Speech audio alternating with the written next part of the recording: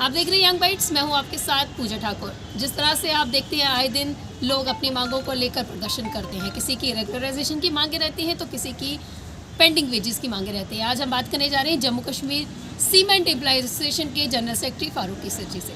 मुझे बताइए क्या कहना चाहेंगे जिस तरह से आज आप अपने एम्प्लॉयज़ के बिहाफ में यहाँ पर आए हैं और अपनी बात रखना चाहेंगे, क्या कहें? हमारी जो अभी गवर्नमेंट से यही डिमांड है कि 20 महीनों की सैलरी ये हमारी पेंडिंग है। ये मुद्दा उठाया हमने गवर्नमेंट से, क्या करें कि अभी ये जो कोविड की वजह से हम यहाँ नहीं आ सके सभी मुलाजमों लेके, मगर चूँकि मैं एक बंदा भी आ गया हूँ इधर प्रेस क्लब में ये प्रोटेस्ट करने के लिए कि हमारी जो वेजेस है, सैलरी है 21 मंथों की, हमारे जो बच्चे थे बेचारे वो भी स्कूल से उनको निकाला गया है, फिर भी गवर्नमेंट से मस नहीं हो रही है। बच्चों को निकाला गया है क्योंकि उनके जो हमें ड्यूज़ है स्कूल के, इसमें आती है वो फीस है, ट्यूशन है, कुछ है, वो भी नहीं कर हम कितनी देर से आपको पेंडिंग वेजेस जो है अभी तक क्लियर अभी तो ये दिसंबर चल रहा है, तो अभी ये इसमें 21 मंथ्स हो गए हमारे सैलरी ना होने से। जी, कोविड का दौर जो है ये तो अभी इसी साल से शुरू हुआ, लेकिन आपकी जो वेजेस है वो पहले से रुकी हुई है। पहले से क्या कारण लगता है आपको कि इतनी देरी हुई है?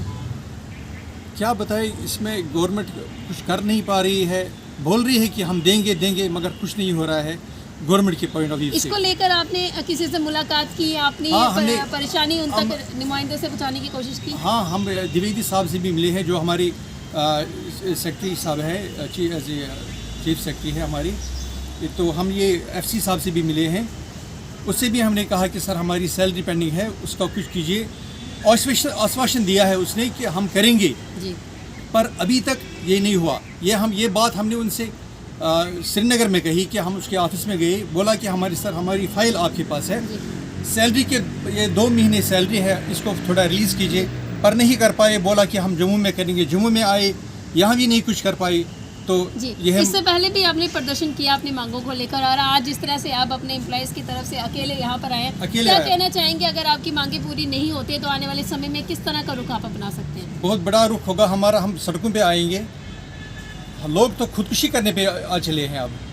ये बहुत सारी प्रॉब्लम।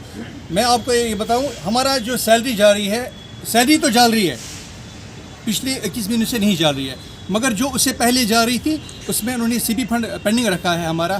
हमारी इंश्योरेंस था कुछ, वो भी पेंडिंग है पिछले 5 सालों से। रिटायर्स बेचारे हो रहे हैं, उनके ड्यूज़ जो है वो भी नहीं उनको दे पा रहे हैं जी। अब हमने गवर्नमेंट से ये मसला उठाया कि अगर आपको सीमेंट फैक्ट्री चलानी है तो ठीक है, इसमें हमें रिवाइवल के लिए कुछ प्लान है, गवर्नमेंट ने रखा है कुछ प्लान, मगर अभी तक वो प्लान भी कुछ काम नहीं कर पाया।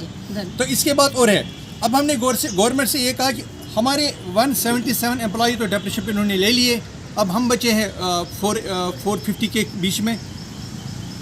तो 450 एम्प्लॉई जो है, हमने परसों हम द्विवेदी साहब से भी मिले, तो द्विवेदी साहब ने यही आश्वासन दिया है कि हम निकालेंगे एम्प्लॉयज़ को जब तक कोई जेके सीमेंट का कोई पूरा हल ना हो जी। तो इसलिए हम यहाँ क्या अपील क्या कर रहे हैं आपकी? जल्द से जल्द अगर हमारी डिमांडें पूरी तरह हो जाएंगी पूरी से, तो हम महसूस पूरा करेंगे, सही पूरा करेंगे। बहुत धन्यवाद। तो Jammu Kashmir cement employees association के हमारे साथ जनरल सेक्रेटरी मौजूद थे फारूक जी। इनका साफ तौर से कहना है कि हमारी मांगे जो है वो पेंडिंग वेजेस को लेकर है। जिस तरह से हम आपको आए दिन दिखाते हैं, लोग अपनी मांगों को लेकर, अपने हक की लड़ाई को लेकर सड़कों पर उतर आते हैं, वहीं पर इन्होंने ये आवाज़ उठाई है कि अगर इनकी मांगे पूरी नहीं की जाती तो ये भी सड़कों पर आने के लिए मजबूर हो जाएंगे। आप इस तरह से देखते रहे यंग बाइट्स। वीडियो जर्नलिस्ट अभिषेक के साथ मैं पूजा ठाकुर, यंग बाइट्स जम्मू।